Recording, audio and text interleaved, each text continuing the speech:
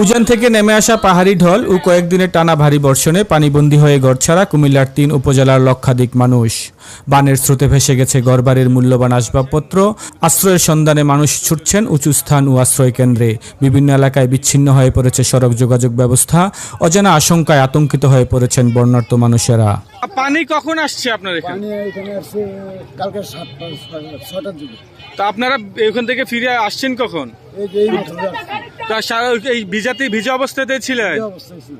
পরিবারকে সহযোগিতা করেছেন? এখানে মোটামুটি হচ্ছে এই সপ্তাহের বাইরে ছিল, আমরা একটা গণনা নাই, আমরা যতটুকু পারছি আমাদের হচ্ছে একটা টিম ছিল, টিমের মোতাবেক আমরা কাজ করছি আর কি। আর এখানে পার্শ্ববর্তী অনেকে মানে 10-15 জন করে এসে আমাদেরকে হেল্প করছে এখানে।